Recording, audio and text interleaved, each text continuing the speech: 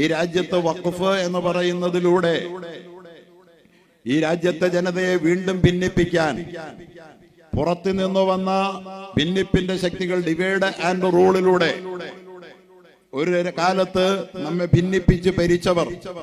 Divide and rule എന്നത് ഞാൻ എൻ്റെ സ്വന്തം നിലയിൽ ഭാവനയിൽ മെനഞ്ഞെടുത്ത ഒരു പദമല്ല. നിങ്ങൾക്ക് എല്ലാവർക്കും അറിയാം, ഞാനും നിങ്ങളുമൊക്കെ പാഠപുസ്തകങ്ങളിൽ ഇന്നലകളിൽ ഇന്നും ഇന്നുണ്ടാകുമോ എന്ന് എനിക്കറിയില്ല. പഠിച്ചുകൊണ്ടിരിക്കുന്നത് ബ്രിട്ടീഷുകാരന്റെ ഇന്ത്യയിലെ ഭരണമുറപ്പിക്കാനുള്ള അടിസ്ഥാന നയം, അടവ് നയം ഡിവൈഡ് ആൻഡ് റൂൾ ആയിരുന്നു, ഭിന്നിപ്പിച്ച് ഭരിക്കുക എന്നതാണ്. പ്രിയപ്പെട്ടവരെ, വിദേശി കടന്നു വന്നാൽ സ്വദേശിയെ ഭരിക്കണമെങ്കിൽ അവന് സ്വദേശി ജനതയെ ഭിന്നിപ്പിച്ചുകൊണ്ടിരിക്കണം.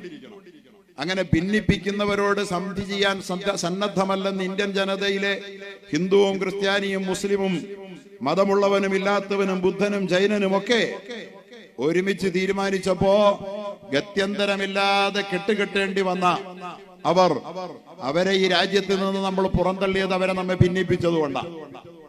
ഗാന്ധിജിക്ക് വിദേശിയോട് വെറുപ്പൊന്നുമില്ല. ജമിയത്തുൽ ഉലമാ ഹിന്ദിനും വിദേശിയോട് വെറുപ്പില്ല.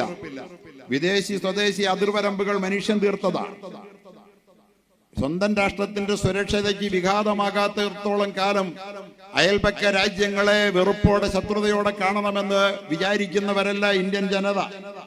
അത് മനുഷ്യത്വത്തിന്റെ തേട്ടമാണ്. ഗാന്ധിജിക്കതില്ല. ക്രിസ്തുദേവന്റെ പരിത്യാഗശീലവും സാക്ഷാൽ കൃഷ്ണനാം ഭഗവാന്റെ ധർമ്മരക്ഷോപായവും ബുദ്ധന്റെ അഹിംസയും ശങ്കരാചാര്യരുടെ ബുദ്ധിശക്തിയും രന്തിദേവന്റെ ദയാവായ്പും ശ്രീഹരിചന്ദ്രനുള്ള സത്യവും മുഹമ്മദിൻ സല്ലല്ലാഹു അലൈഹി വസല്ലം സത്യവും സ്ഥൈര്യവും ഒരാളിൽ ചേർന്നൊത്തു കാണണമെങ്കിൽ ചെല്ലുവിൻ ഭവാൻമാരൻ ഗുരുവിൻ നികടത്തിൽ, അല്ലായെങ്കിൽ അവിടുത്തെ ചരിത്രം വായിക്കുവിൻ എന്ന് മഹാനായ വള്ളത്തോൾ നാരായണ മേനോൻ എന്റെ ഗുരുനാഥൻ എന്ന കവിതയിലൂടെ മലയാളത്തെ പഠിപ്പിച്ച ഗാന്ധിജിക്ക് ലോകത്തുള്ള എല്ലാ മഹാന്മാരുടെയും സൽഗുണങ്ങൾ ഒത്തുചേർന്ന ഒരു മഹാവിശിഷ്ട വ്യക്തിത്വമായിരുന്നു എന്ന് പറയുമ്പോ അദ്ദേഹത്തിന് വെള്ളക്കാരന്റെ തൊലിവെളുപ്പിനോടല്ല വിരോധം, അവൻ സംസാരിച്ച ഇംഗ്ലീഷ് ഭാഷയോടുള്ള വിരോധം. പിന്നെ എന്താണ് അവരെ എതിർക്കാൻ ഗാന്ധിജിയെ പ്രേരിപ്പിച്ചത്? ഇന്ത്യൻ ജനതയെ അവർ നമ്മെ ഭിന്നിപ്പിച്ചു എന്നതാണ്. പ്രിയപ്പെട്ടവരെ, ഭിന്നിപ്പിന്റെ ശക്തികളെ ഇന്ത്യ പൊറുക്കില്ല. അത് ഇന്ത്യയുടെ പൈതൃകമാണ്. ദൗർഭാഗ്യകരമെന്ന് പറയട്ടെ, അവർ ഇന്ത്യ വിട്ടു പോയതിനു ശേഷം കുറവുകൾ ഒരുപാട് നമുക്ക് പറയാനുണ്ടെങ്കിലും ഇന്ത്യ പതിറ്റാണ്ടുകളോളം 5ഓളം പതിറ്റാണ്ട് ഭരിച്ച ഇന്ത്യൻ നാഷണൽ കോൺഗ്രസ് ഇന്ത്യയിലെ ജനങ്ങളെ ഭിന്നിപ്പിക്കാൻ ശ്രമിച്ചില്ല. കുറവുകളുണ്ട്, വീഴ്ചകളുണ്ട്, ഒക്കെ ഉണ്ട്. ഉണ്ടെന്ന് പറയുന്നവരാ നമ്മൾ, ഇല്ലാതിരിക്കില്ലല്ലോ ഉള്ളത്. പക്ഷേ അവർ രാജ്യത്തെ ജനങ്ങളെ ഭിന്നിപ്പിക്കാൻ ഡിവൈഡ് ആൻഡ് റൂൾ എന്നത് ഇന്ത്യ നിവാസികളുടെ ഒരു നയമേ ആയിരുന്നില്ല, അത് വിദേശിയുടെ നയമായിരുന്നു.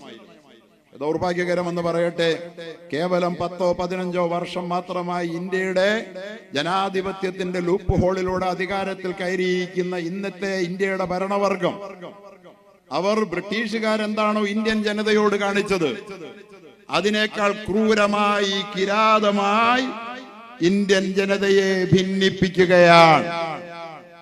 ഭിന്നിപ്പിക്കൽ മാത്രമാണ് അവരുടെ നയം. ഈ രാജ്യത്തെ ഭൂരിപക്ഷം വരുന്ന ഹിന്ദു ജനതയെയും, അത്രയും ഭൂരിപക്ഷമല്ലെങ്കിൽ പോലും ഒട്ടും മോശമല്ലാത്ത 25%-ഓളമുള്ള 35 കോടിയിലധികമുള്ള ഇന്ത്യൻ മുസ്ലിമീങ്ങളെയും തമ്മിൽ ഭിന്നിപ്പിച്ചവർക്കിടയിൽ വൈരം വാരി വിതറി അവർ തമ്മിൽ ഒരുമിച്ച് ഇവിടെ കഴിയാൻ പാടില്ല, അവർക്കിടയിൽ വെറുപ്പ് ഈ രാജ്യത്തിന്റെ അന്തരീക്ഷത്തിൽ വ്യാപിപ്പിക്കണമെന്ന പദ്ധതിയുമായി ഇന്നത്തെ ഇന്ത്യയുടെ അധികാരിവർഗം, ഭരണവർഗം മുന്നോട്ട് പോകുകയാണ്.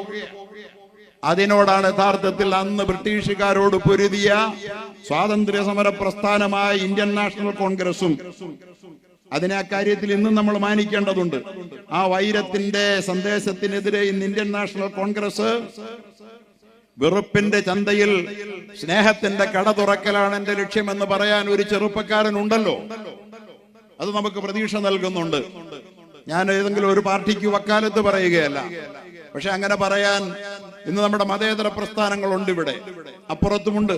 നമ്മുടെ ജോൺ ബ്രിട്ടാസിന്റെ ഒക്കെ ഇന്നലത്തെ രാജ്യസഭയിലെ പ്രസംഗം ഞാൻ കേട്ടു. കോൾമേയർ കൊണ്ടുപോയി അംഗീകരിക്കണം നമ്മുടെ മതേതര പ്രസ്ഥാനങ്ങളെ. അവരിന്ത്യ രാജ്യത്തിന്റെ മതേതരത്വത്തിന്റെ ജനാധിപത്യത്തിന്റെ മുഖങ്ങളാ. അവരെ നമ്മൾ മാനിക്കുമ്പോ ഈ വൃത്തികെട്ട ഭരണവർഗം ഇന്നലെ ബ്രിട്ടീഷുകാരൻ ഇന്ത്യയിൽ എന്ത് ചെയ്തോ, എന്ത് അപരാധം കാരണമാണോ സമാധാനകാംക്ഷിയായ ഗാന്ധിജിയെ സമരഭൂമികയിൽ സജീവമാക്കാൻ മാത്രം അദ്ദേഹത്തെ ചൊടിപ്പിച്ചത്, ആ അതേ നയം ഡിവൈഡ് ആൻഡ് റൂൾ ഇന്ത്യയിലെ ജനങ്ങളെ ഭിന്നിപ്പിച്ച് അധികാരം നിലനിർത്തുക എന്ന പദ്ധതിയുമായി ഇന്ന് ഈ ഭരണവർഗം മുന്നോട്ട് പോവുക. ആ മുന്നോട്ടുള്ള പോക്കിനെ തടയിട്ടില്ലെങ്കിൽ നഷ്ടപ്പെടുന്നത്, നാമാവശേഷമാകുന്നത് നമ്മുടെ രാജ്യമാണ്. നമുക്കിന്നറിയാം, ലോകത്തെ ഏറ്റവും വലിയ ശക്തിയായി നിലനിൽക്കേണ്ടുന്ന ഒരു രാജ്യമാണ്. ജനസംഖ്യയിൽ തന്നെ ലോകത്ത് നമ്മൾ ഒന്നാമത് നിൽക്കേണ്ടതാണ്.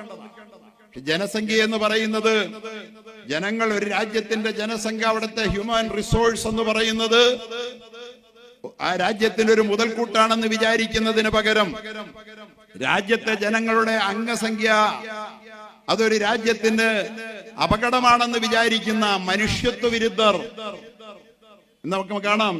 ലോകത്തെ ഏറ്റവും വമ്പൻ കുതിപ്പ് നടത്തുന്ന ചൈനയാണ് ജനസംഖ്യയിൽ നമ്മളുടെ മുമ്പിലല്ലെങ്കിൽ രണ്ടാമത് നിൽക്കുന്ന. നമ്മളിപ്പോ ഒന്നാമതാ.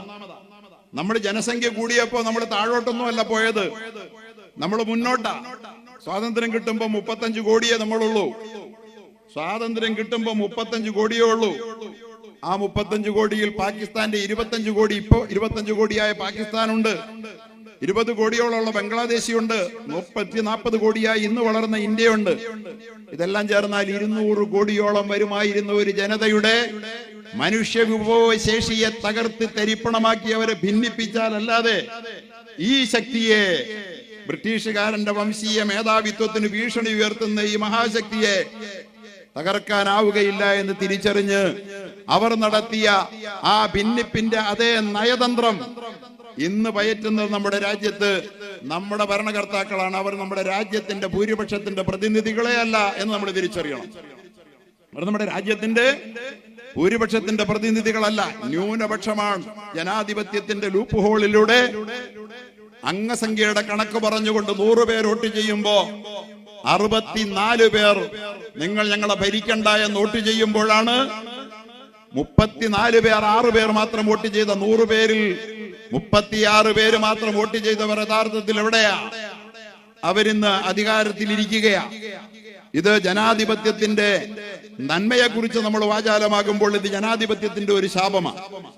എല്ലാ തെരഞ്ഞെടുപ്പുകളിലും വോട്ട് ചെയ്ത 100 പേർ, വോട്ട് ചെയ്യാത്തവര് പോട്ടെ, വോട്ട് ചെയ്ത 100 പേരിൽ 36 പേരല്ലാതെ ഇന്ത്യ ഈ 15 വർഷമായി ഭരിക്കുന്നവർ വോട്ട് ചെയ്തിട്ടില്ല. എല്ലാ ഭിന്നിപ്പിക്കൽ തന്ത്രങ്ങളും അവർ മാറി മാറി പയറ്റിയിട്ടും ഹിന്ദു വികാരത്തെ ആഗോളം ഉത്തേജിപ്പിക്കാൻ വേണ്ടി 3000 കോടി മുതൽ മുടക്കി പട്ടേൽ പ്രതിമ പണിതിട്ടും രാമക്ഷേത്രം പണിതിട്ടും അയോധ്യയിൽ പോലും അവരെ തോൽപ്പിച്ച് കയ്യിൽ കൊടുത്ത ജനതയാണ് ഇന്ത്യൻ ജനത. അങ്ങനത്തെ മതേതരത്വത്തെ ജീവവായു പോലെ സ്നേഹിക്കുന്ന നമ്മുടെ രാജ്യത്തെ ഭൂരിപക്ഷം വരുന്ന ഹിന്ദു ജനതയുടെ ഉദാര മനസ്ഥിതിയിൽ വിഷം കലക്കി ഈ രാജ്യത്തെ ജനങ്ങൾക്കിടയിൽ വിള്ളലുണ്ടാക്കാൻ വേണ്ടി ഇവർ നടത്തുന്ന ശ്രമത്തിന്റെ ഭാഗമാണ് വഖഫിലുള്ള ഇപ്പോഴത്തെ ഇടപെടൽ. വഖഫാണല്ലോ നമ്മുടെ പ്രധാനപ്പെട്ട ചർച്ച. വഖഫ് യഥാർത്ഥത്തിൽ എന്താണ് വഖഫ് ഇത്ര വലിയൊരു പ്രയാസകരമായ സംഗതിയായി മാറിയത്? ഭയപ്പെടുത്തുന്ന ഒരു സംജ്ഞയായി ഈ രാജ്യത്തിന്റെ മണ്ണിൽ വഖഫ് മാറിയത് എങ്ങനെയാ? ഒരിക്കലും വഖഫ് അങ്ങനെ മാറേണ്ട ഒരു സംഗതിയല്ല. വഖഫ് ഇവിടെ ജമിയത്തുൽ ഉലമാ ഹിന്ദ് വഖഫ് സംരക്ഷണം രാഷ്ട്ര ദൗത്യം എന്ന ഈ ടൈറ്റിൽ കണ്ടിട്ട് ഉന്നതനായ ഒരു ഉദ്യോഗസ്ഥൻ തന്നെ എന്നെ വിളിച്ചിട്ട് പറഞ്ഞു, നിങ്ങൾ കൊടുത്ത ഈ ടൈറ്റിൽ ക്യാപ്ഷൻ അതിഗംഭീരമായിരിക്കുന്നുവല്ലോ എന്ന്. അതിൽ തന്നെ നിങ്ങൾക്ക് പറയാനുള്ളത് മുഴുവൻ ഉണ്ടല്ലോ എന്നാണ് അദ്ദേഹം എന്നോട് പറഞ്ഞത്. എന്താണ് യഥാർത്ഥത്തിൽ ഇത് പറയുന്നത്? ഈ പറയുന്നതിന്റെ അർത്ഥം വഖഫ് എന്ന് പറഞ്ഞാൽ പലരും മനസ്സിലാക്കി വെച്ചിരിക്കുന്നത് മുസ്ലിങ്ങളുടെ പള്ളിയും മദ്രസയും പണിത് അതിനകത്ത് കുറെ ആരാധനകൾ കൊണ്ടു നടത്തുന്നതിന്റെ പേരാണ് വഖഫ് എന്ന ഈ അബദ്ധ സങ്കല്പത്തെയാണ് ജമിയത്തുൽ ഉലമാ തിരുത്താൻ വേണ്ടി ശ്രമിക്കുന്നത്. അതാണ് ഈ രാജ്യനിവാസികൾ തിരിച്ചറിയേണ്ടതും തിരുത്തപ്പെടേണ്ടതുമായ ധാരണ. അതാ പ്രിയപ്പെട്ടവരെ, വഖഫ് യഥാർത്ഥത്തിൽ എന്താണ് എന്ന് ചോദിച്ചാൽ ഈ രാഷ്ട്രത്തിന്റെ ഏറ്റവും വലിയ കനത്ത സംഭാവനയുടെ പേരാണ് വഖഫ്. ഇന്ന് ഈ രാഷ്ട്രത്തിന്റെ ഹൃദയമായി, ഈ രാഷ്ട്രത്തിന്റെ ചങ്കായി നിലനിൽക്കുന്ന, രാഷ്ട്രത്തിന്റെ കരളായി നിലനിൽക്കുന്ന പല കേന്ദ്രങ്ങളും വഖഫിൽ കെട്ടിപ്പടുത്തതാണ് എന്ന് ഈ രാജ്യത്ത് പലർക്കും അറിയില്ല. വഖഫാണ് യഥാർത്ഥത്തിൽ അതിന്റെ ആധാര ഭൂമികയായി നിലയുറപ്പിക്കുന്നത്. ആ വഖഫിനെ ഇത്തരത്തിൽ വഖഫാക്കി മാറ്റിയതിന്റെ പിന്നിലുള്ളത് എന്തെന്നറിയോ? മഹാനായ പരിശുദ്ധ ഇസ്ലാമിന്റെ ഒരടിസ്ഥാന സങ്കല്പമുണ്ട്, ഇവിടെ പറയപ്പെടുകയുണ്ടായി.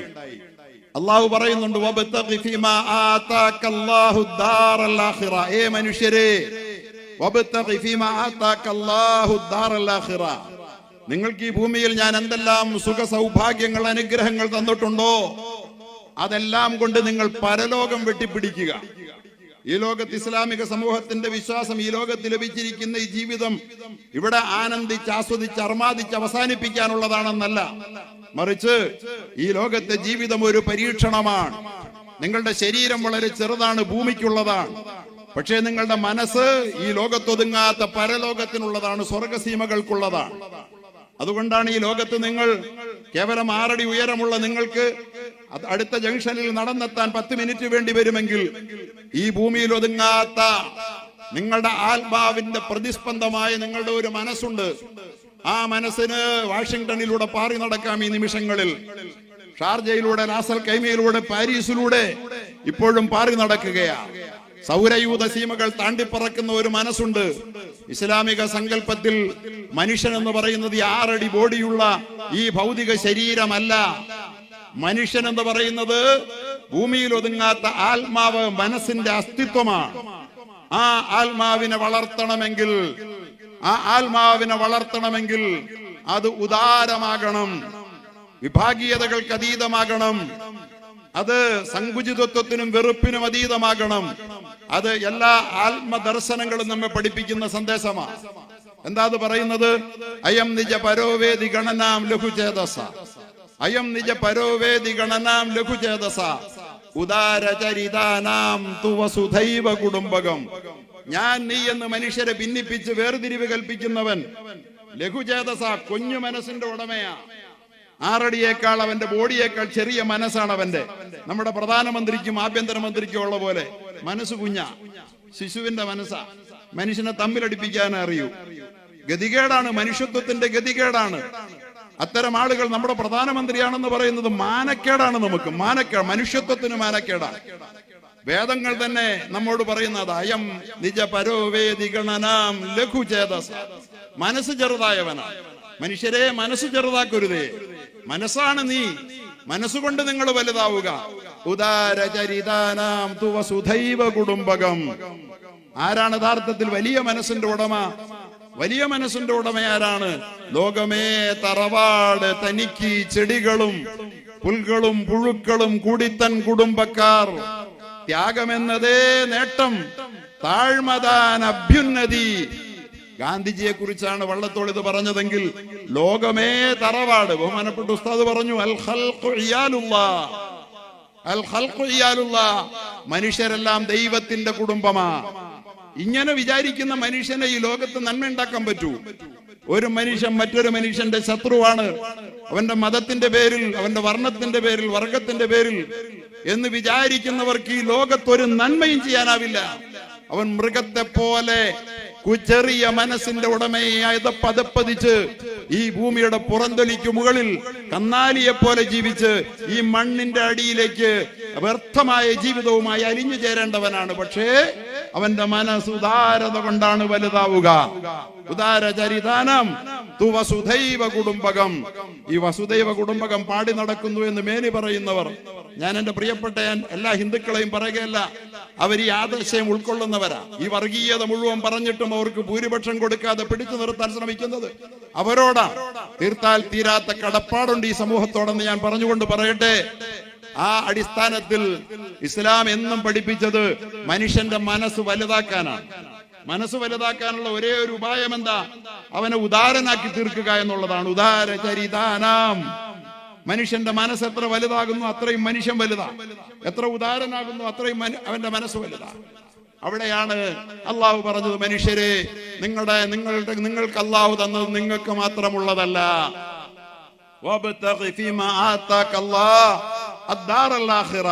നിങ്ങൾക്ക് അള്ളാഹു തന്നത് പണമാകട്ടെ, പദവിയാകട്ടെ, അധികാരമാകട്ടെ, സ്ഥാനമാകട്ടെ, സൗന്ദര്യമാകട്ടെ, മറ്റ് സൗഭാഗ്യങ്ങൾ എന്തുമാകട്ടെ, ആരോഗ്യമാകട്ടെ, അതുകൊണ്ട് നിങ്ങൾ പരലോകം അനന്തമായി ചേക്കേറാൻ വേണ്ടി നിന്റെ മനസ്സ് തുടികൊട്ടുന്ന ഇവിടെ ഒതുങ്ങാതെ, ഞാൻ ഈ ലോകത്തിന്റെ അടിമയല്ല, ഞാൻ പരലോകത്തിന് വേണ്ടി കൊതിക്കുന്നു എന്ന് നിന്നോട് ഓരോ നിമിഷവും പറഞ്ഞുകൊണ്ട് നിന്റെ ഉള്ളിൽ അനന്തതകളിലേക്ക് ചിറകടിച്ച് പറക്കാൻ കൊതിക്കുന്ന നിന്റെ മനസ്സുണ്ടല്ലോ, ആ മനസ്സിനെ വലുതാക്കി പരലോകം വെട്ടിപ്പിടിക്കുക. കൈ കിട്ടിയത് എന്തുണ്ടെങ്കിലും അതുകൊണ്ട് പരലോകം നേടാൻ നോക്കണം. 50,000 കോടിയുണ്ട്, എനിക്കും എന്റെ മക്കൾക്കും എന്റെ കെട്ടിയോക്കും കുട്ടിയോക്കും ഒന്ന് മാത്രം തീരുമാനിച്ച അവൻ എന്തിനു കൊള്ളാം? അവന് പരലോകമില്ല. ഇത് ഇസ്ലാമിക ദർശനമാണ്. ഉദാരത, ദാനധർമ്മം എന്നൊക്കെ പറയുന്നത് വേണമെങ്കിൽ ആളുകളുടെ ഉദാരന്മാരുടെ സൗജന്യമല്ല, മനുഷ്യനാകാനുള്ള അവന്റെ ആത്മാവിനെ ആകാശത്തോളം വളർത്തി ആകാശ സീമകളിൽ അവന്റെ റിയൽ എബോർഡ്, യഥാർത്ഥ താവളം ഉറപ്പിക്കാനുള്ള ഒരു മനുഷ്യന്റെ ജീവിതത്തിലെ സുവർണാവസരമാണ് അവൻ ഉദാരനാവുക എന്ന് ഇസ്ലാം പഠിപ്പിച്ചു. പരലോകം കയ്യിൽ കിട്ടിയത് കൊണ്ട് പരലോകം വെട്ടിപ്പിടിക്കുക. നിനക്കല്ലാഹു നിനക്കുള്ള ഭൂമിയിലെ വിഹിതം നീയൊട്ട് മറക്കുകയും വേണ്ട. എല്ലാം വലിച്ചെറിഞ്ഞ് സന്യാസിയെ പോലെ ജീവിക്കണ്ട. നിനക്ക് അനുവദിക്കപ്പെട്ട ഭൗതിക ലോകത്തെ വിഹിതങ്ങൾ, വിഭവങ്ങൾ അത് നീ മറക്കുകയും വേണ്ട. അത് നിനക്കുള്ളതുമാണ്. വലാ തൻസ നസീബക മിനദ് ദുനിയ വഅഹ്സിൻ കമാ അഹ്സനല്ലാഹു ഇലൈക്. നിനക്ക് അല്ലാഹു ഉപകാരം ചെയ്ത പോലെ അല്ലാഹുവിന്റെ സൃഷ്ടികൾക്ക്, സമസൃഷ്ടങ്ങൾക്ക് നീയും ഉപകാരം ചെയ്യുക. ഇതാണ് ഖുർആന്റെ മെസ്സേജ്. നിനക്ക് അല്ലാഹു ഉപകാരം ചെയ്തെങ്കിൽ ചെയ്ത ഉപകാരത്തിന്റെ പങ്ക് നൽകി നീ മറ്റുള്ളവർക്ക് ഉപകാരം ചെയ്യുക. ഇസ്ലാമിന്റെ ദർശനം, വിഭാവനം എന്തെന്നറിയോ? എന്താണ് ദാനം ചെയ്യേണ്ടത്? എല്ലാം കഴിച്ച് മിച്ചമുണ്ടായിട്ട് തനിക്കും തന്റെ 10 തലമുറയ്ക്കും അനുഭവിച്ചാലും തീരാത്തത് മുഴുവൻ ബാങ്ക് ലോക്കറിൽ ഭദ്രമായി സൂക്ഷിച്ചിട്ട് പിന്നെ വല്ല മിച്ചം കിട്ടുന്നതിൽ നിന്നും വെള്ളിത്തുട്ടുകൾ വലിച്ചെറിഞ്ഞ് ദാനത്തിന്റെ കടമ തീർക്കാൻ ശ്രമിക്കുന്നവനല്ല മുസ്ലിം. മറിച്ച് മുസ്ലിം എന്ന് പറയുന്നത് എന്താണ് ചെലവാക്കേണ്ടതെന്ന് നബിയെ അവർ അങ്ങയോട് വന്ന് ചോദിക്കും. ചെലവാക്കിയേ പറ്റൂ, ചെലവാക്കണമെന്ന് അങ്ങ് അവരോട് പറയുമ്പോ അള്ളാഹുവും അവന്റെ പ്രവാചകനും പറയുന്നത് എന്തും ചെയ്ത് പരലോകം സ്വന്തമാക്കുക എന്ന ഏകമുഖ ലക്ഷ്യവുമായി ജീവിക്കുന്ന താങ്കളുടെ അനുയായികൾ താങ്കളോട് വന്ന് ചോദിക്കും, എന്താണ് ഞങ്ങൾ ചെലവാക്കേണ്ടത്? പറഞ്ഞു കൊടുക്കണം പ്രവാചകരെ, ആവശ്യം കഴിച്ച് മിച്ചമുള്ളത് ചെലവാക്കാനല്ലെങ്കിൽ പിന്നെന്തിനാന്ന്? ആവശ്യം കഴിച്ചിട്ട് ബാക്കിയുള്ളത് ചെലവാക്കാനെന്ന് പറഞ്ഞു കൊടുക്കുക. ഈ ദർശനം ഏറ്റുവാങ്ങിയതിന്റെ പേരിലാണ് ഈ ലോകത്തും രാജ്യത്തും വഖഫുണ്ടായത് എന്ന് അറിയാത്തവരറിയണമെന്ന് പറയാൻ ഞാൻ ആഗ്രഹിക്കുകയാണ്. മഹാനായ പ്രവാചകന്റെ കാലഘട്ടത്തിൽ ഉമർ റളിയല്ലാഹു തആല അൻഹു, ഇസ്ലാമിന്റെ ആദ്യത്തെ ഖലീഫയായ ഉമർ റളിയല്ലാഹു തആല അൻഹുവിന് ഒരു വലിയ തോട്ടം അദ്ദേഹത്തിന്റെ കൈവശം വന്നു ചേർന്നു. അദ്ദേഹം പ്രവാചകനോട് വന്നിട്ട് പറഞ്ഞു, പ്രവാചകരെ, എന്റെ കൈവശം ഒരു മികച്ച തോട്ടം വന്നു ചേർന്നിട്ടുണ്ട്.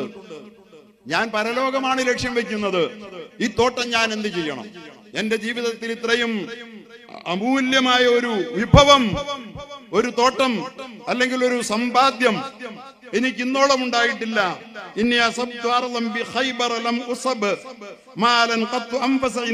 എന്ന് പറഞ്ഞപ്പോ ഞാൻ ഇതിൽ എന്ത് ചെയ്യണമെന്ന് ചോദിച്ചപ്പോ താങ്കൾ വിചാരിക്കുന്നുവെങ്കിൽ, ആഗ്രഹിക്കുന്നെങ്കിൽ ആ പ്രോപ്പർട്ടി അങ്ങനെ നിലനിർത്തിയിട്ട് അതിന്റെ വരുമാനത്തെ, അതിന്റെ ഗുണങ്ങളെ ആളുകൾക്ക് ദാനം ചെയ്യാം. പ്രവാചകൻ പറഞ്ഞു, പ്രോപ്പർട്ടി നിലനിർത്തുക, എന്നിട്ട് അതിന്റെ പ്രയോജനങ്ങൾ ആളുകൾക്ക് ദാനം ചെയ്യുക. ഇതാണ് ഏറ്റവും മികച്ചതെന്ന് മഹാനായ പ്രവാചകൻ പറഞ്ഞു. ഇന്നഹു ലാ യുബാഉ അസ്ലുഹാ. അതിന്റെ പ്രോപ്പർട്ടി, അതിന്റെ അസൽ പ്രോപ്പർട്ടി വിൽക്കപ്പെടരുത്, വിൽക്കാനേ പാടില്ല. ആരുടെ? ഉമറിന്റെ പ്രോപ്പർട്ടി. അങ്ങനെ ദാനം ചെയ്താൽ പിന്നെ ഉമറെ നീ വിൽക്കരുത്. വലാ യൂഹബു. പിന്നെ നിനക്ക് ഇഷ്ടപ്പെട്ടവർക്ക് അത് ദാനവും ചെയ്യരുത്. അത് പൊതു സ്വത്തായി സമൂഹത്തിന് ഉപകാരപ്പെടും വിധം നിലനിൽക്കണം. വലാ യൂറതു. നിന്റെ അവകാശികൾക്ക്, ഇബ്നു ഉമർ അടക്കമുള്ള നിന്റെ മക്കൾക്കും ഇനി അത് കൊടുത്തൂടാ എന്ന് പറഞ്ഞ് പഠിപ്പിച്ചതിൽ നിന്ന് തനിക്കുള്ളതിൽ ഏറ്റവും വിലപ്പെട്ടത് പടച്ച തമ്പുരാന്റെ പ്രീതിക്ക് വേണ്ടി പരലോകം സ്വന്തമാക്കാൻ വേണ്ടി കൊടുത്ത ഉമറുൽ ഫാറൂഖിന്റെ ആ അനുയായികൾ പിന്മുറക്കാരായ മുസ്ലിം സമുദായം എല്ലാ കാലത്തും അവരുടെ സ്വത്തുക്കൾ അള്ളാഹുവിന്റെ പ്രീതിക്ക് വേണ്ടി വഖഫ് ചെയ്തിട്ടുണ്ട്. സാധുക്കൾക്ക് അതിൽ നിന്ന് ദാനം ചെയ്യുക, ബന്ധുക്കൾക്കും അടിമകൾക്ക് അവരുടെ മോചനത്തിന് വേണ്ടിയും,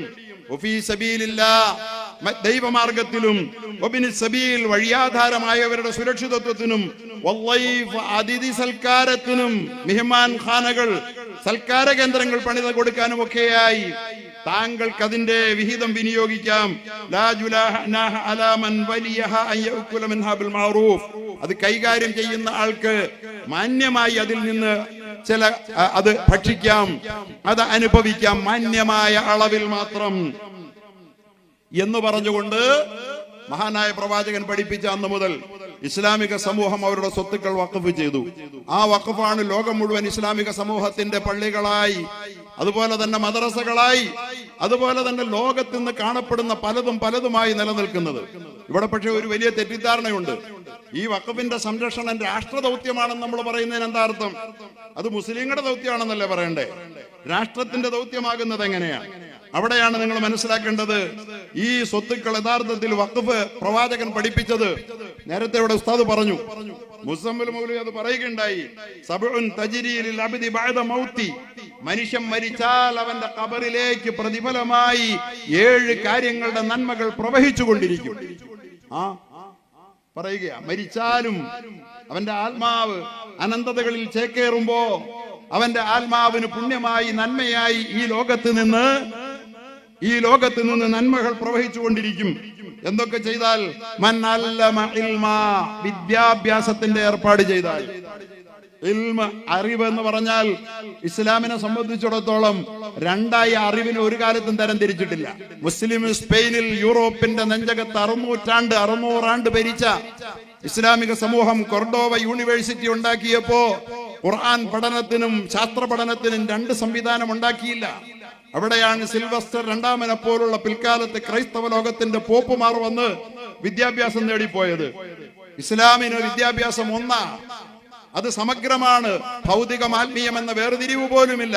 അള്ളാഹുവിന്റെ പ്രവാചകൻ പറഞ്ഞു, വഖഫ് ചെയ്യേണ്ടത് ഇൽമു പഠിപ്പിക്കാനാണ്, വിദ്യാഭ്യാസത്തിന്. പ്രിയപ്പെട്ടവരെ, വിദ്യാഭ്യാസത്തിന് വേണ്ടി വഖഫ് ചെയ്യണമെന്ന് പറഞ്ഞാൽ തന്റെ വിലപ്പെട്ട സ്വത്ത് വിട്ടുകൊടുക്കാൻ മടിയില്ലാത്ത സമ്പന്നന്മാരെ ഇന്നുണ്ടെന്ന് മാത്രമല്ല, ഇന്നലകളിൽ കേരളം ദർശിച്ചതിന്റെ അനന്തരഫലമാണ് ഇന്ന് വിവാദമായി മാറിയിരിക്കുന്ന മുനമ്പത്തെ വഖഫ് ഭൂമി എന്ന് നിങ്ങൾ മനസ്സിലാക്കണം. ഒന്ന് വിദ്യാഭ്യാസത്തിന്റെ ഏർപ്പാട് ചെയ്യുന്നവർ. രണ്ടാമത്തത് ആരാണെന്നറിയോ? നേരത്തെ പറഞ്ഞു, ഒരു നദി, ഒരു കനാല് ഒഴുക്കി കൊടുത്താൽ പൊതുജനാവശ്യത്തിന് വേണ്ടി. നോക്കൂ, വിദ്യാഭ്യാസത്തിന്റെ സൗകര്യം മുസ്ലിങ്ങൾക്ക് മാത്രമാണോ? രാഷ്ട്രത്തിന് പൊതുവേ അല്ലേ? നദി ഒഴുക്കിയാൽ മുസ്ലിങ്ങൾ മാത്രമേ കുളിക്കുള്ളൂ. അല്ലെങ്കിൽ കിണർ കുഴിച്ചു കൊടുത്താൽ, അല്ലെങ്കിൽ പ്ലാന്റേഷനുകൾ, തോട്ടങ്ങൾ നിർമ്മിച്ചിട്ട് അതിന്റെ പ്രയോജനം പൊതുജനത്തിന് വിട്ടുകൊടുത്താൽ, അല്ലെങ്കിൽ പള്ളി പണിതാൽ. അഞ്ചാമതാ. എല്ലാരും ഇപ്പൊ പള്ളിയിലാ കയറി, വഖഫ് തുടങ്ങണ പള്ളിയിലാ, പിന്നെ മദ്രസയില. അഞ്ചാമത് പറയുക പള്ളിയിൽ. ഈ പള്ളിയിൽ മാത്രമായി വഖഫിന്റെ ലക്ഷ്യത്തെ ഒതുക്കി കെട്ടി. അക്കാര്യത്തിൽ നമുക്കുണ്ട് പങ്ക്. നമ്മൾ യഥാർത്ഥത്തിൽ വഖഫ് കൈവശം ഉണ്ടെങ്കിൽ പോലും വഖഫിനെ ഈ പറയപ്പെട്ട ലക്ഷ്യങ്ങൾക്ക് വേണ്ടി ഉപയോഗിക്കാൻ നമുക്ക് കഴിഞ്ഞിട്ടുണ്ടോ എന്നുള്ള ചോദ്യം പ്രസക്തമാണ്. വഖഫിന്റെ കൃത്യമായ വിനിയോഗത്തിൽ നമ്മുടെ പൂർവികന്മാർ കാണിച്ചതുപോലുള്ള ഉത്തരവാദിത്വപൂർണമായ ബാധ്യതകൾ ഏറ്റെടുക്കുന്നതിൽ നമ്മൾ പരാജയപ്പെട്ടു പോയപ്പോഴല്ലേ വഖഫ് എന്ന് പറയുന്നത് മുസ്ലിങ്ങളുടെ ഏതാണ്ട് സ്വന്തമാണ് എന്ന് ഈ വെറുപ്പിന്റെ ശക്തികൾ പ്രചരിപ്പിച്ചപ്പോൾ ജനങ്ങൾ അതിന് വശംവദരായി പോയത്. മുസഹബ, അല്ലെങ്കിൽ മുസഹബ് ദാനം ചെയ്താൽ പഠിക്കാൻ വേണ്ടി. സഹോദരങ്ങളെ, വഖഫ് എന്ന് പറയുന്നത് തനിക്ക് അല്ലാഹു നൽകിയ വിലപ്പെട്ട വസ്തുവകകൾ, സ്ഥാവര ജംഗമ സ്വത്തുക്കൾ, പരലോകത്തിന് വേണ്ടി, പരലോകത്ത് ഖബറിലായിരിക്കുമ്പോൾ ആത്മശാന്തി ലഭിക്കുന്നതിന് വേണ്ടി പ്രതിഫലം പ്രവഹിക്കാൻ, പരലോകത്തെ അനന്തകാല ജീവിതത്തിലേക്ക് നിലയ്ക്കാത്ത പ്രതിഫല പ്രവാഹമായതൊഴുകാൻ വേണ്ടി അള്ളാഹുവിന്റെ റസൂൽ പ്രേരിപ്പിച്ചതിന്റെ അടിസ്ഥാനത്തിൽ നമ്മുടെ പൂർവികന്മാർ ചെയ്ത ദാനത്തെ, അത്തരം വഖഫുകളെ വഖഫല്ലാതാക്കി മാറ്റാൻ വേണ്ടി ശ്രമിക്കുന്നവർ നാം പിടിച്ചെടുത്തു എന്നാ പറയണത്.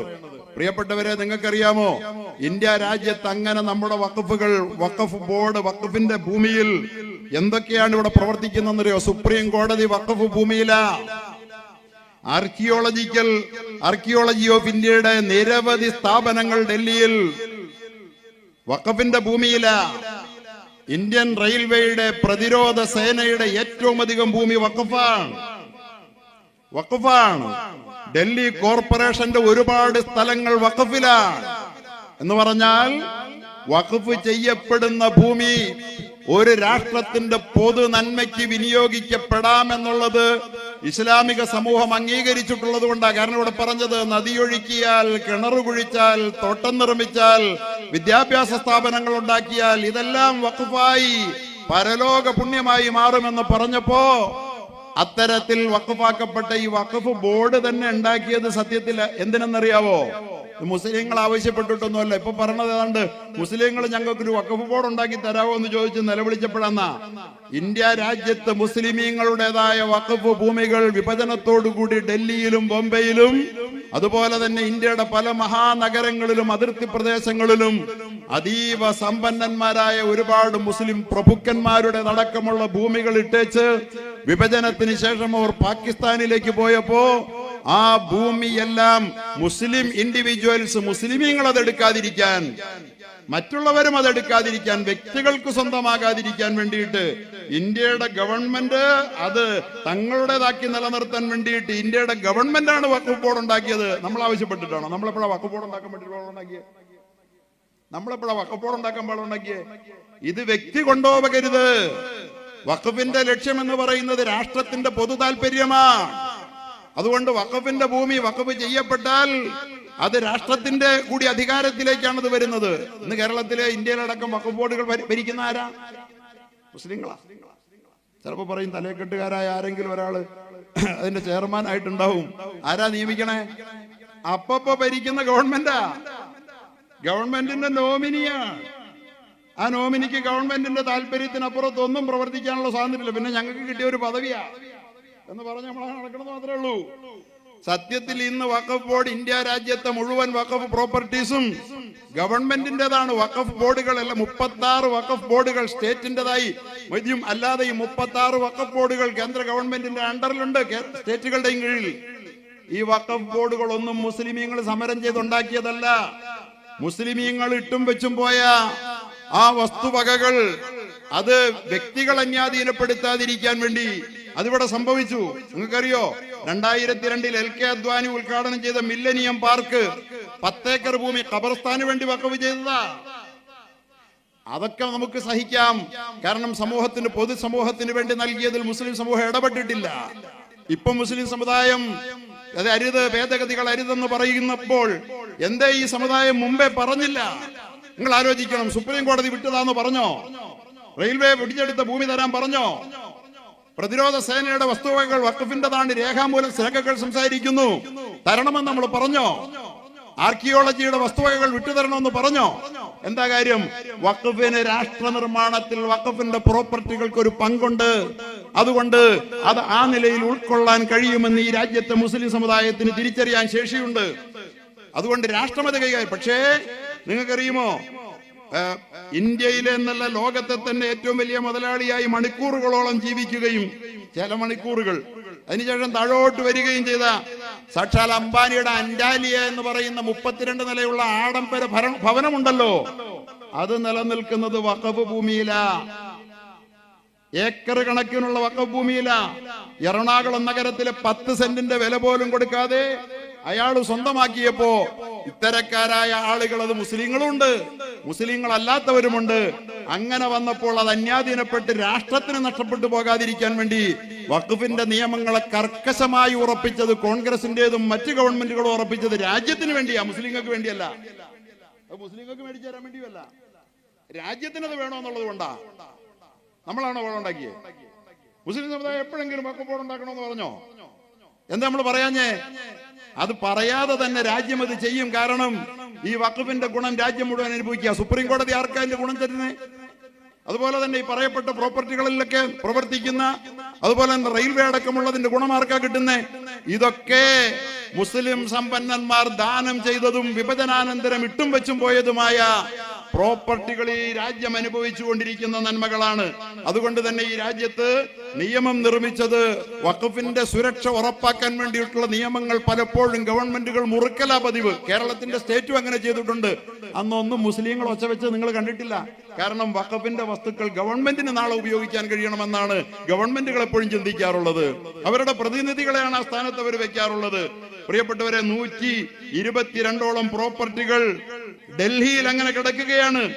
അങ്ങനെയുള്ള ഈ പ്രോപ്പർട്ടികളെല്ലാം വാസ്തവത്തിൽ മുസ്ലിമീങ്ങളുടെ ദാനത്തിന്റെ ഭാഗമാണ്. ഞാൻ ദീർഘിപ്പിച്ച് പറഞ്ഞ് മുന്നോട്ട് പോകുന്നില്ല. ഇവിടെയാണ് ഇപ്പൊ മുനമ്പം വഖഫിന്റെ പേര് പറഞ്ഞുകൊണ്ട് ഒരു സമുദായത്തെ ഏറ്റവും വലിയ അപകടകാരികൾ, വഖഫ് ഒരു കൊള്ളസംഘമാണെന്ന് ഒരു സമുദായത്തിന്റെ നേതൃത്വത്തിൽ പ്രവർത്തിക്കുന്ന, പ്രത്യേകിച്ച് അവരുടെ ആത്മീയ ആചാര്യന്മാരുടെ നേതൃത്വത്തിൽ പ്രവർത്തിക്കുന്ന ഒരു പത്രത്തിൽ എഴുതി വഖഫ് ഒരു കൊള്ളസംഘമാണെന്ന്.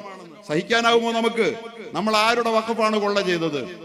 ഏതെങ്കിലും ക്രൈസ്തവരുടെ പ്രോപ്പർട്ടി നാം പിടിച്ചെടുത്തെന്ന് ക്രിസ്ത്യാനികൾ ഇതുവരെ പറഞ്ഞോ? ഹിന്ദുവിന്റെ പ്രോപ്പർട്ടി പിടിച്ചെടുത്തെന്ന് ഹിന്ദു ഇതുവരെ ആരോപണം ഉന്നയിച്ചോ? ഗവൺമെന്റിന്റെ പിടിച്ചെടുത്തുവെന്ന് ഗവൺമെന്റ് ഇന്നുവരെ ആരോപിച്ചോ? സംഭവിക്കുന്നത് പലപ്പോഴും തിരിച്ചാണ്. ഇസ്ലാമിക സമൂഹത്തിന്റെ വഖഫ് ഗവൺമെന്റിന്റെ കയ്യിലുണ്ടെന്ന് നമ്മൾ പറയാറുണ്ട്. അതിനുവേണ്ടി കോലാഹലമൊന്നും ഉണ്ടാക്കാറില്ല. അതുപോലെ തന്നെ പ്രൈവറ്റ് വ്യക്തികൾ പിടിച്ചെടുക്കുമ്പോൾ അതൊന്നുകിൽ ഈ സമുദായത്തിന് ഉപകാരപ്പെടണം, അല്ലെങ്കിൽ പൊതുസമൂഹത്തിന് ഉപകാരപ്പെടണം. അത് യഥാർത്ഥത്തിൽ വഖഫ് അല്ലെന്ന് പറഞ്ഞു വരുമ്പോ വഖഫാണെന്ന് പറയാനുള്ള അതിന്റെ ചാസ്റ്റസ് നിലനിർത്താനുള്ള അവകാശത്തിന് വേണ്ടിയാണ് മുസ്ലിം സമുദായം പോരാടുന്നത്. നിങ്ങൾക്കറിയാമോ, പ്രവാചകൻ ഇങ്ങനെ പഠിപ്പിച്ചതുകൊണ്ട് മുസ്ലിമീങ്ങൾ അതുവല്ലം ചെയ്തോ? അതാണ് മുനമ്പം വഖഫ്. മുനമ്പത്തെ വഖഫ് ഭൂമി എന്ന് വഖഫ് ഭൂമി അല്ല എന്ന് ഇവിടത്തെ പലരും പറഞ്ഞ് പ്രചരിപ്പിക്കാൻ ശ്രമിക്കുകയാണ്.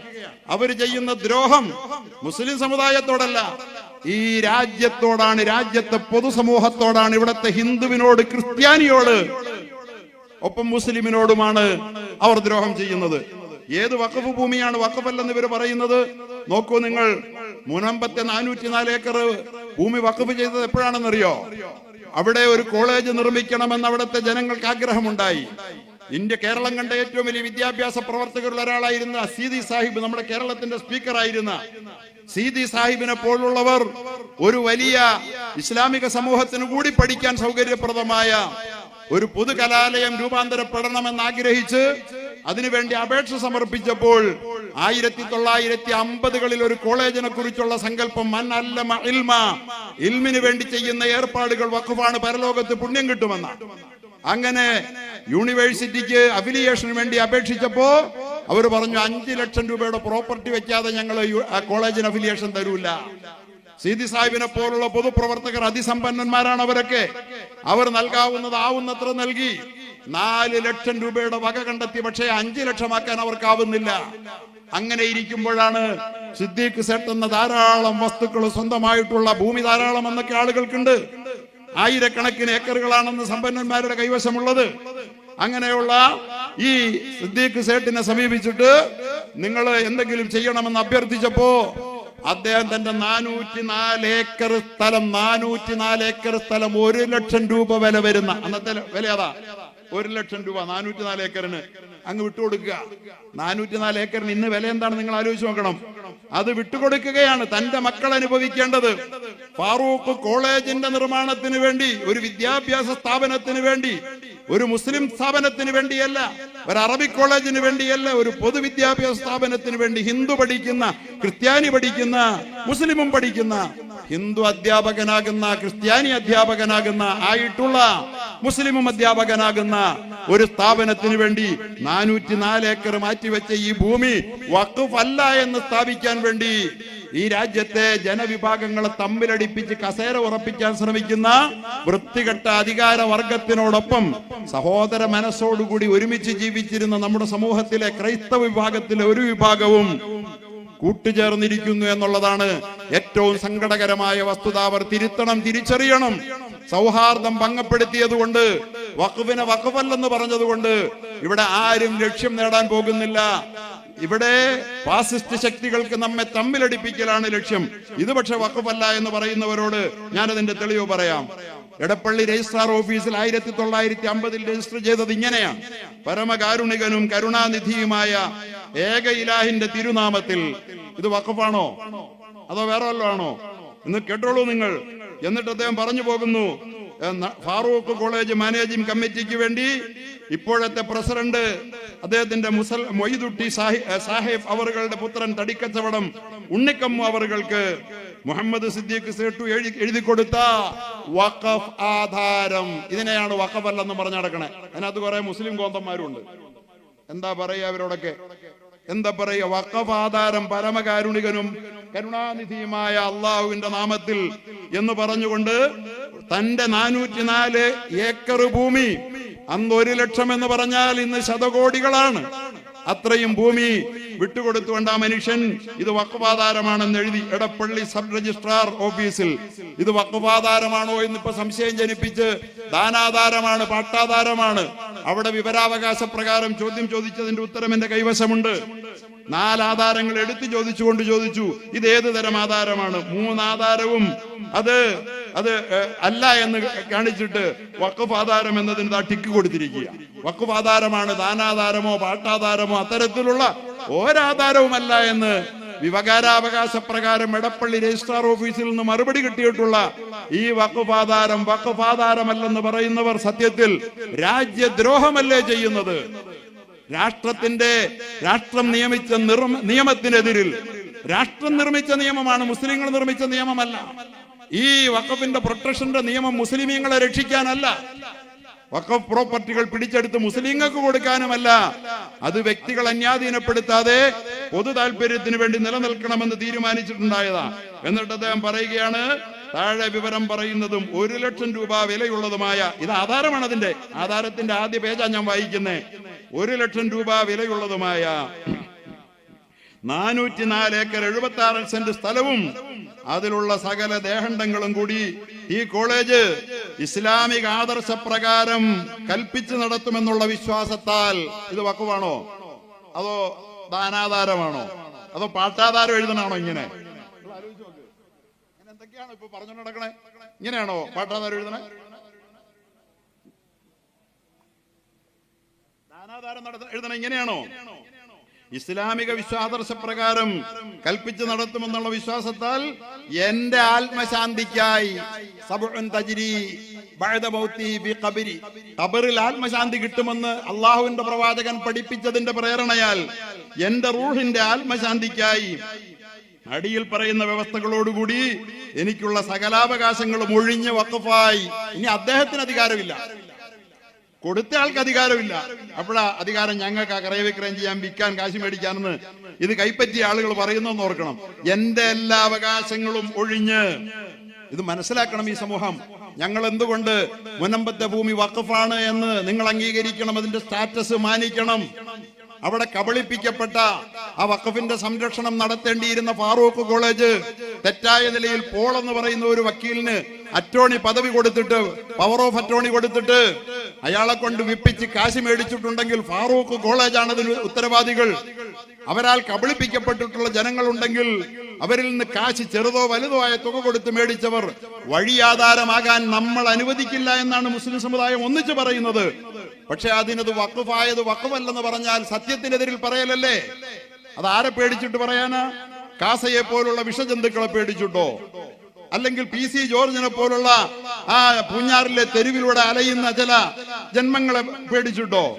അവരങ്ങനെ അച്ചപ്പാടും അലമുറയും ഇട്ടാൽ ഇത്ര ആധികാരികമായി വഖഫാണെന്ന് എഴുതി വെച്ചിരിക്കുന്ന വഖഫല്ലാതായി മാറുമെങ്കിൽ ഇവിടെ ഏതെങ്കിലും വിഭാഗത്തിന്റെ ദേവസ്വമോ സഭാസ്വത്തുക്കളോ ആരെങ്കിലും ഒച്ചയുണ്ടാക്കിയാൽ അത് അതിന്റെ സ്റ്റാറ്റസ് നഷ്ടപ്പെടുത്തണമെന്നാവൂലേ? നോക്കൂ, ഇത് സ്റ്റാറ്റസ്, ഇത് വഖഫാണെന്ന് നിങ്ങൾ അംഗീകരിച്ചിട്ട് ആ സാധുജനങ്ങളുടെ പ്രശ്നം എങ്ങനെയും പരിഹരിച്ചോളൂ എന്നേ ഈ സമുദായം പറയുന്നുള്ളൂ. അവരെ കുടിയൊഴിപ്പിച്ച് തീരുവെന്ന് പറയുന്ന ഒരു മുസ്ലിം വ്യക്തിയുമില്ല, ഒരു സംഘടനയുമില്ല എന്ന് മനസ്സിലാക്കണം. ഇവിടെ വെറുപ്പ് പ്രചരിപ്പിക്കുന്നവർ തിരിച്ചറിയാൻ വേണ്ടി ഞാൻ പറയുകയാണ്. എന്നിട്ട് അദ്ദേഹം പറയുകയാണ്, ഇത് വഖഫായി, 2 വട്ടമായി വഖഫായി എന്ന് കൂടി അദ്ദേഹം പറയുന്നു. എന്നിട്ട് പറയുകയാണ്, ഇതിൽപ്പെട്ട വകകളും അതിൽ നിന്നെടുത്ത ആദായവും പ്രസ്തുത കോളേജിലെ വിദ്യാഭ്യാസത്തിന് ഉപയോഗിക്കുന്നതല്ലാതെ യാതൊരു മറ്റാവശ്യത്തിനും ഉപയോഗിക്കുന്നതിന് അവകാശമില്ലാത്തതും, റിസോർട്ട് നടത്താൻ കൊടുക്കാൻ പറ്റൂല, ബാർ നടത്താൻ കൊടുക്കാൻ പറ്റൂല, കോളേജിന്റെ വിദ്യാഭ്യാസത്തെ ആവശ്യത്തിന് വേണ്ടി മാത്രമേ ഇതെടുക്കാവൂ. കാരണം അതാണ് വഖഫിൽ പ്രവാചകൻ ആവശ്യപ്പെട്ടത്, വിദ്യാഭ്യാസത്തിന് എടുക്കാവൂ. അതാണ് ഇസ്ലാമിക ആദർശപ്രകാരം കൽപ്പിച്ചു നടത്തുക എന്ന് പറഞ്ഞതിന്റെ അർത്ഥം. അതാണ് എന്റെ ആത്മശാന്തിക്ക് ഉപകാരപ്പെടുന്നത് എന്ന് പറഞ്ഞിട്ട് പറയുക, ഏതെങ്കിലും കാലത്ത് കോളേജ് നടപ്പിലില്ലാതെ വരികയും. എപ്പോഴാണ് അതിനകത്ത് എന്തെങ്കിലും മാറ്റം വരുത്താവുന്നത്? ഇതിനിങ്ങനെ ക്ലോസ് ഉണ്ട്, കണ്ടീഷണലാണ് എന്നാ പറയണ ഇപ്പൊ ചിലര്. എല്ലാ വഖഫും കണ്ടീഷണലല്ല. വഖഫ് ചെയ്ത ആള് വെക്കുന്ന ഏത് കണ്ടീഷനും ബാധകമാ, മുഴുവൻ വഖഫും കണ്ടീഷണലല്ല. അതുകൊണ്ട് കണ്ടീഷൻ വയ്ക്കാൻ വഖഫിന് അവകാശമുണ്ട്. അദ്ദേഹം പറയുകയാണ് മറ്റൊരാവശ്യത്തിന് ഉപയോഗപ്പെടുത്താൻ പാടില്ല. ഇന്ന് ആ വസ്തു ബാറായിട്ട് ഉപയോഗിക്കുകയാണ്, ഇന്നത് റിസോർട്ടായിട്ട് ഉപയോഗിക്കുക. ഏത് നീതിബോധമാണ് മതവിശ്വാസികളും മതാചാര്യന്മാരെന്നാണെന്ന് പറയുന്നവരെ ആദരണീയരായ നിങ്ങളെ ഭരിക്കുന്നത്? നിങ്ങൾ ഏത് മതത്തിന്റെ ആളുകളാണ്? നിങ്ങൾ ഏത് ക്രിസ്തുദേവന്റെ ആളുകളോ? നിങ്ങൾ ആരുടെ? നിങ്ങൾ കൃഷ്ണന്റെ ആളുകളോ? നിങ്ങൾ ഏത് മതത്തിന്റെ ആളുകളാണ്? നിങ്ങൾ മതത്തിന്റെ ഘാതകന്മാരല്ലേ?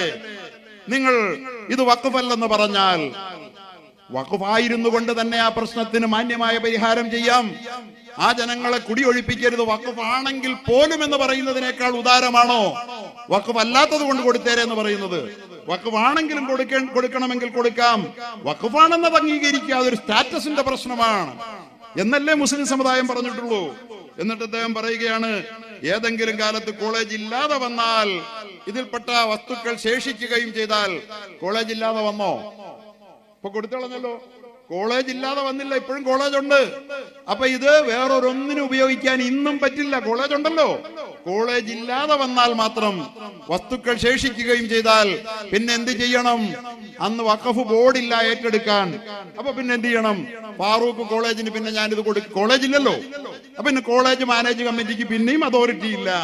അപ്പൊ കൊടുത്ത എന്റെ അവകാശികൾക്ക് എന്റെ താല്പര്യപ്രകാരം എന്റെ പരലോക മോക്ഷത്തിന് മറ്റേതെങ്കിലും തരത്തിൽ സമൂഹത്തിന് ഉപകാരപ്രദമായി അവർ വിനിയോഗിക്കാൻ പര്യാപ്തമായ നിലയിൽ എന്റെ അവകാശികൾക്ക്, എന്റെ പിന്തുടർച്ചാവകാശികൾക്ക് അത് മടക്കിയെടുക്കാൻ അവകാശം ഉണ്ടായിരിക്കുമെന്ന് പറഞ്ഞത് വഖഫ് ബോർഡ് ഇല്ലാത്തത് കൊണ്ടുകൂടി. അന്ന് വഖഫ് ബോർഡ് ഉണ്ടോ?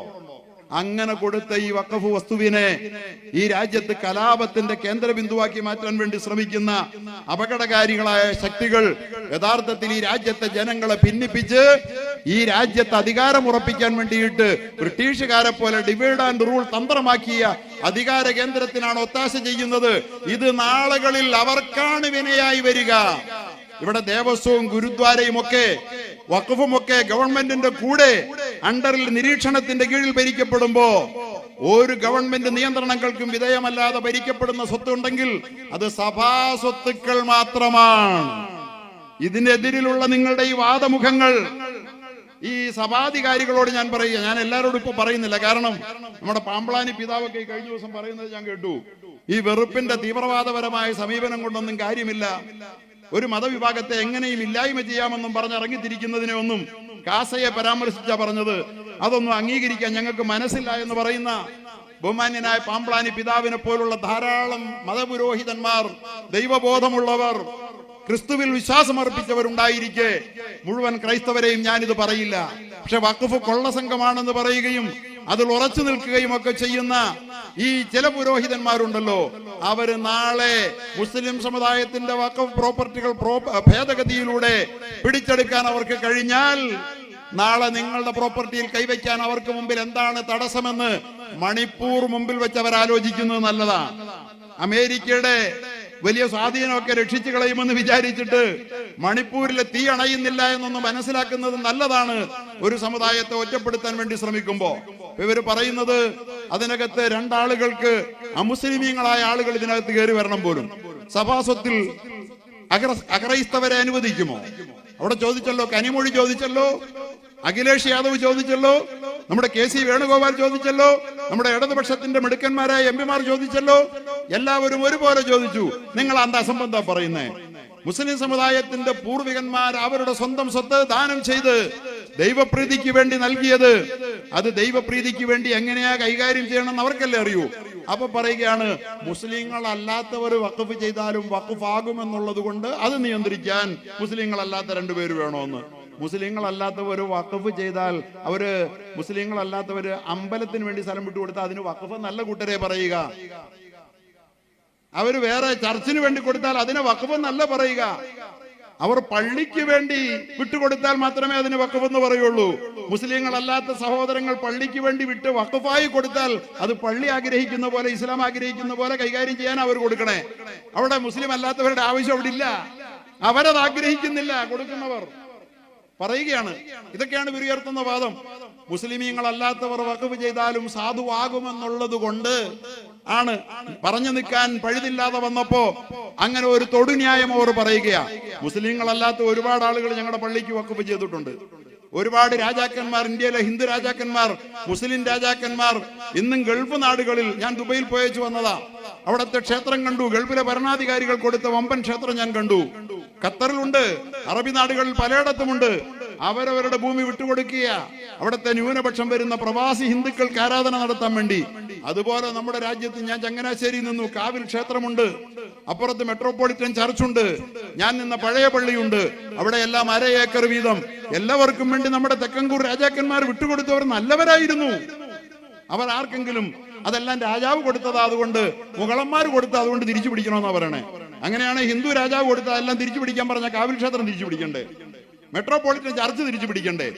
എന്ത് മണ്ടത്തരമാണ് യഥാർത്ഥത്തിൽ ഇവർ വിളിച്ചു പോകുന്ന ഒരു സമുദായത്തോടുള്ള വിരോധത്തിന്റെ പേരിൽ. അപ്പൊ പറയാ, പിന്നെ സ്ത്രീകൾക്ക് ഞങ്ങൾ നടത്തിയ ഭേദഗതി നല്ലതല്ലേ, സ്ത്രീകൾക്ക് അതിൽ പങ്കുകൊടുക്കുകയല്ലേ എന്നാ. ഓ, സ്ത്രീകൾക്ക്, മുസ്ലിം സ്ത്രീകൾക്ക് വഖഫിൽ പങ്കുകൊടുത്ത് രക്ഷപ്പെടുത്താൻ വേണ്ടി നമ്മുടെ മോഡിജിക്ക് സ്ത്രീകളോടുള്ള സ്നേഹം ചില്ലറയല്ലല്ലോ. സ്വന്തം ഭാര്യയെ 10-65 കൊല്ലം മുമ്പ് കല്യാണം കഴിച്ചിട്ട് ജീവിതത്തിൽ പെണ്ണായ ആ ഭാര്യയെ ഒന്ന് നോക്കുകയോ ഒന്ന് ദർശിക്കുകയോ സ്പർശിക്കുകയോ പോലും ചെയ്യാൻ തയ്യാറാകാതെ ഒരു സ്ത്രീയോടുള്ള മനുഷ്യത്വത്തിന്റെ 7 അയലത്ത് പോലും കടന്നു പോകാത്ത ആളാണത്ര മുസ്ലിം സ്ത്രീ. 40 പേരെ തീയിട്ട് ചുടാൻ വേണ്ടിയിട്ട് നേതൃത്വം നൽകിയെന്ന് രാജ്യം മുഴുവൻ വിശ്വസിക്കുന്ന ഒരു മനുഷ്യൻ സക്കിയ ജാഫ്രി ഇന്നലെയാണ് മരിച്ചത്.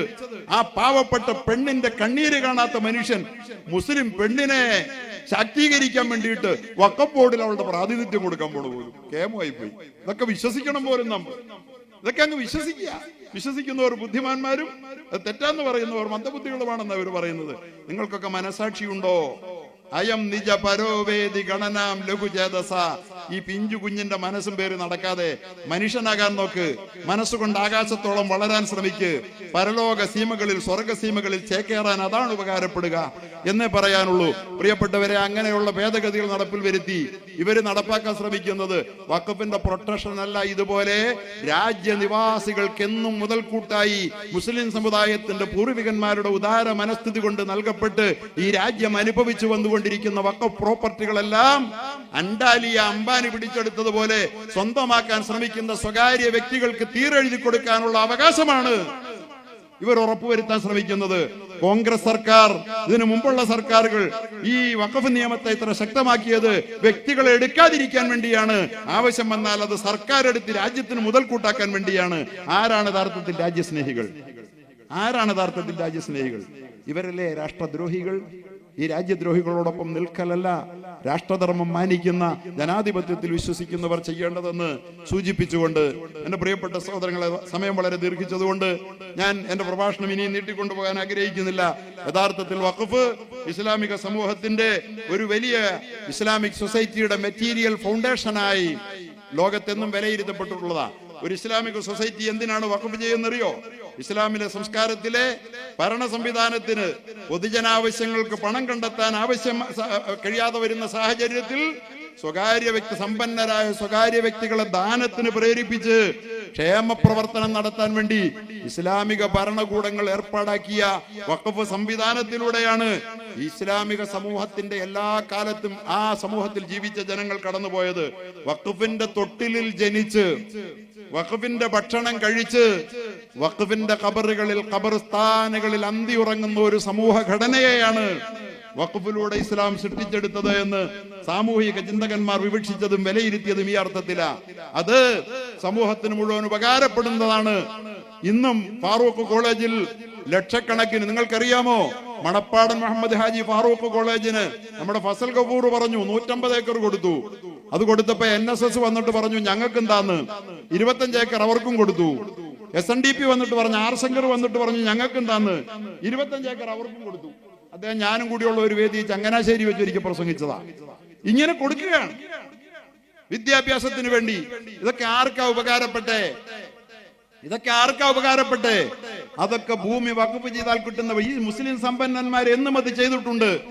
ഇതില്ലെന്ന് പറയുമ്പോഴാണ് ഞാൻ പണ്ടൊരിക്കൽ പ്രഭാഷണത്തിൽ ചോദിച്ചതുപോലെ ഇവിടെ പല ക്രൈസ്തവ സമൂഹത്തിന്റെയും, ഞാൻ ക്രൈസ്തവ സഹോദരരെ വിമർശിക്കാൻ പറയല്ല, ഈ ദുർന്യായങ്ങളുടെ പുറകെ പോയി വെറുപ്പിന്റെ ശക്തികൾക്ക് ഒത്താശ ചെയ്യുന്ന ചില പുരോഹിതന്മാരും ചില ക്രൈസ്തവ ഗ്രൂപ്പുകളും പ്രവർത്തിക്കുന്നത് കൊണ്ട് മാത്രം ഞാൻ പറയുകയാണ്, നിങ്ങൾ ഇങ്ങനെ ചെയ്താൽ പ്രിയപ്പെട്ടവരെ, നിങ്ങളുടെ ഇവിടെ SD കോളേജ് കാഞ്ഞിരപ്പള്ളിയുടെ നഗരഹൃദയത്തിൽ, ഞാൻ വരുന്ന ആലുവയിലെ യൂണിയൻ ക്രിസ്ത്യൻ കോളേജ്, അതുപോലെ തന്നെ SB കോളേജ് ചങ്ങനാശ്ശേരിയിലെ, ഇതൊക്കെ ഏത് കാലഘട്ടത്തിൽ ഉള്ളതാ?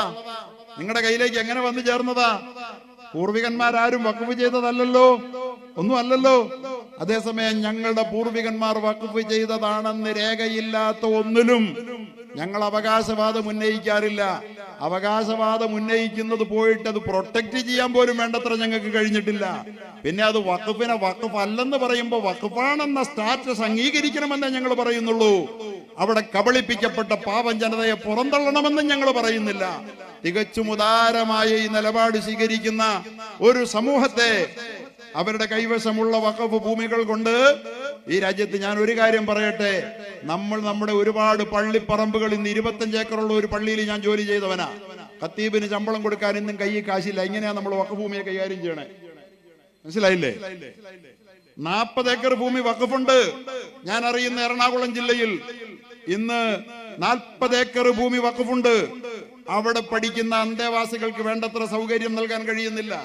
ഇങ്ങനെ സ്വന്തം സമൂഹത്തിന് പോലും ഉപകാരം ചെയ്യാൻ കഴിയാതെ വഖഫിനെ ദുരുപയോഗം ചെയ്യുന്നവരായി വഖഫിന്റെ മുത്തവല്ലിമാർ പലപ്പോഴും മാറിയപ്പോഴാണ് വഖഫിന്റെ മൂല്യം തിരിച്ചറിയാൻ ഈ രാഷ്ട്ര ജനതയ്ക്ക് കഴിയാതെ പോയത്. അതുകൊണ്ട് ഈ രാജ്യത്തെ ജനതയെ നമ്മൾ എഡ്യൂക്കേറ്റ് ചെയ്യണം. വഖഫ് അത് സംരക്ഷിച്ചത് ഇന്നലകളിൽ രാഷ്ട്ര ദൗത്യത്തിന്റെ ഭാഗമായി രാജ്യത്തിന്റെ ഗവൺമെന്റുകളാണ്. അത് സംരക്ഷിക്കേണ്ടത് ഞങ്ങളുടെ ബാധ്യതയല്ല. ഞങ്ങളുടെ വഖഫുകൾ ഞങ്ങൾ നോക്കിക്കോളാം. അതിനെ സംരക്ഷിക്കേണ്ടത് രാഷ്ട്രത്തിന്റെ കൂടി ബാധ്യതയാണെങ്കിലേ അത് രാഷ്ട്രത്തിന് ഉപകാരപ്പെടുകയുള്ളൂ എന്ന ഈ സന്ദേശം, ഈ എഡ്യൂക്കേഷൻ ഈ രാജ്യനിവാസികൾക്ക് നൽകാനാണ് ജംഇയ്യത്തുൽ ഉലമാ ഹിന്ദ് ആഗ്രഹിക്കുന്നത്. വെറുപ്പിന്റെ ശക്തികൾ വളർന്നാൽ വീണ്ടും രാജ്യം വിഭജനത്തിലേക്ക് തിരിച്ചു പോകുമോ, അല്ലെങ്കിൽ കലാപത്തിലേക്ക് കടന്നു പോകുമോ എന്ന് ഇന്ത്യ രാജ്യത്തെ വിഭജിക്കാൻ ശ്രമിച്ച ബ്രിട്ടീഷുകാരെ കെട്ടുകെട്ടിച്ച ജംഇയ്യത്തുൽ ഉലമാ ഹിന്ദിന് കനത്ത ആശങ്കയുണ്ട്. അതുകൊണ്ടാണ് ജംഇയ്യത്തുൽ ഉലമാ ഹിന്ദ് പ്രിയപ്പെട്ട നമ്മുടെ സഹോദര സമൂഹങ്ങളെ തെറ്റിദ്ധരിപ്പിക്കാൻ ശ്രമിക്കുന്ന ദുഷ്ടശക്തികളെ തുറന്നു കാട്ടിക്കൊണ്ട് വസ്തുതകൾ സമൂഹത്തിന്റെ മുമ്പിൽ ബോധ്യപ്പെടുത്താൻ ഇത്തരം പ്രവർത്തനങ്ങളുമായി രംഗത്ത് വരുന്നത്. ഞങ്ങൾ പറയുന്നു, ഇനി എല്ലാ രേഖകളും പരിശോധിച്ചിട്ട് രേഖകളെല്ലാം അനുകൂലമാണ്. വഖഫിന്റെ രേഖയാണ് ഞാൻ പറഞ്ഞത്. ഈ അടിസ്ഥാനത്തിൽ ഇന്നത്തെ സ്റ്റാറ്റസ് അത് വിൽക്കാൻ പാടില്ല, കരമടയ്ക്കാൻ പാടില്ല, അടയ്ക്കാൻ അനുവാദം കൊടുത്തത് തിരുത്തിയിട്ട് കോടതികൾ, ഹൈക്കോടതിയുടെ ഡിവിഷൻ ബെഞ്ച് വഖഫ് ബോർഡല്ല പ്രഖ്യാപിച്ചത്. ഇവര് പറയുന്നു വഖഫ് ബോർഡ്, വഖഫിന്റെ ട്രിബ്യൂണൽ ഒരു വിധി പറഞ്ഞാൽ പിന്നെ അതിനപ്പുറത്ത് കോടതിയില്ലെന്ന്. വഖഫിന്റെ ട്രിബ്യൂണൽ എന്ന് പറഞ്ഞാൽ ഏതോ മുസ്ലിയാരാണെന്ന് തോന്നുന്നു, അൽഖാസിമിയാണെന്ന്. വഖഫിന്റെ ട്രിബ്യൂണൽ പലപ്പോഴും ഇരിക്കുന്നത് ക്രിസ്ത്യാനിയാ. വഖഫിന്റെ ട്രിബ്യൂണലിൽ ഇരിക്കുന്ന പലപ്പോഴും ഹിന്ദുവാ. അവരാണ് വിധി പറയുന്നത്. ഇവര് തെറ്റിദ്ധരിപ്പിക്കുന്നത് അവിടെ അലിയാർ ഖാസിമി ആയിരിക്കുന്നെന്ന് തോന്നും.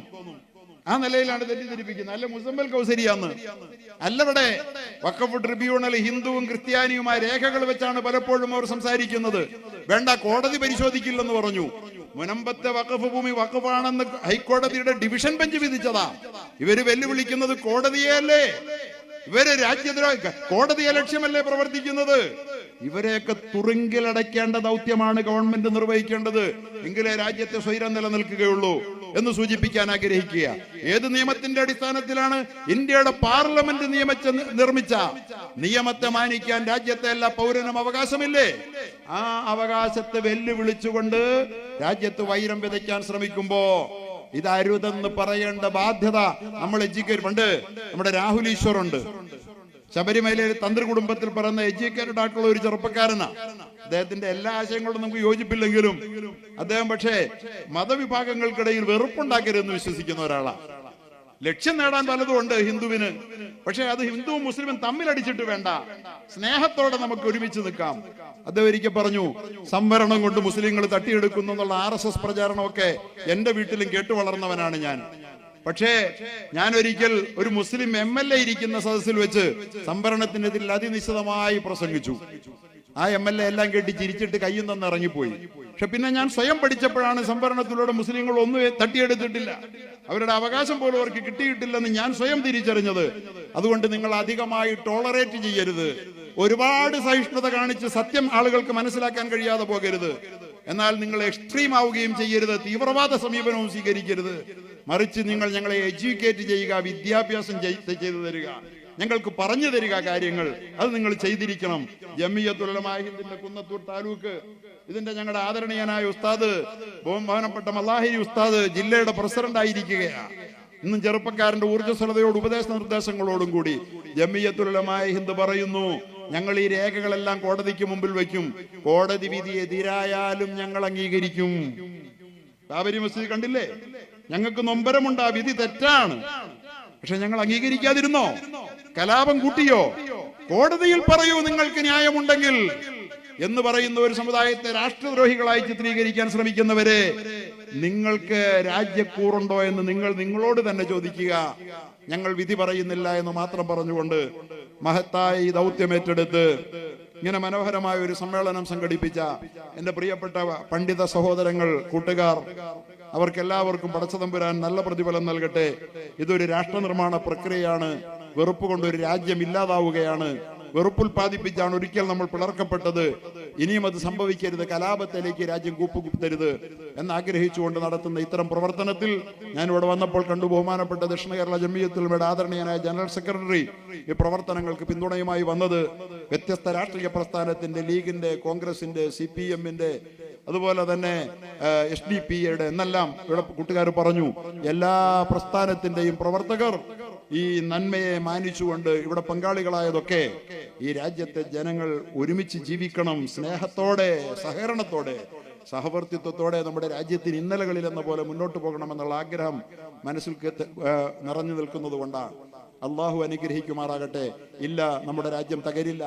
400 പാർ 400-400-ലധികം സീറ്റ് തന്നാൽ എല്ലാം ഭേദഗതി ചെയ്തൊരു ഹിന്ദു രാഷ്ട്രമാക്കി തരാമെന്ന് പറഞ്ഞപ്പോ നിന്റെ ഹിന്ദു രാഷ്ട്രം കൊണ്ടുപോയി കടലിലെറി എന്ന് പറഞ്ഞ ഭൂരിപക്ഷം ഹിന്ദുക്കളുടെ രാജ്യമാണിത്. സ്വന്തം നിലയിൽ ഭരിച്ചോണ്ടിരുന്നവനെ ആരാന്റെ ഊരേച്ചാരി ഭരിക്കേണ്ട ഗതികേടിൽ എത്തിച്ച രാജ്യമാണിത്. ഈ രാജ്യത്ത് നന്മയാണുള്ളത്. അത് മുസ്ലിമിൽ മാത്രമല്ല, ഇവിടുത്തെ ഹിന്ദുവിലും ക്രിസ്ത്യാനിയിലും മതമുള്ളവരിലും ഇല്ലാത്തവരിലും അതുണ്ട്. ആ നന്മയെ വളർത്തുക, പരിപോഷിപ്പിക്കുക, ഇതാണ് ജമിയത്തുൽ ഉലമാ ഹിന്ദിന്റെ ദൗത്യം. മൗലാന അബുൽ കലാം ആസാദിന്റെ പ്രസ്ഥാനത്തിന്, മൗലാന ഹുസൈൻ അഹമ്മദ് മദനി റഹ്മത്തുള്ളാഹിയുടെ പ്രസ്ഥാനത്തിന്, മൗലാന ഷെയ്ഖുൽ ഹിന്ദ് മഹ്മൂദുൽ ഹസൻ ദൈബന്ദിയുടെ പ്രസ്ഥാനത്തിന് അതല്ലാതെ മറ്റൊന്നും കഴിയില്ല. നമുക്ക് മുന്നേറാം. ദൈവം അള്ളാഹു നമ്മെ അനുഗ്രഹിക്കുമാറാകട്ടെ എന്ന ആത്മാർത്ഥമായ പ്രാർത്ഥനയോടെ ഞാൻ എൻ്റെ വാക്കുകൾ ഉപസംഹരിക്കുന്നു. അൽഹംദുലില്ലാഹി അവ്വലൻ വ ആഖിറ വ ആഖിറു ദഅവതി അനിൽ ഹംദുലില്ലാഹ്. അസ്സലാമു അലൈക്കും വറഹ്മത്തുള്ളാഹി.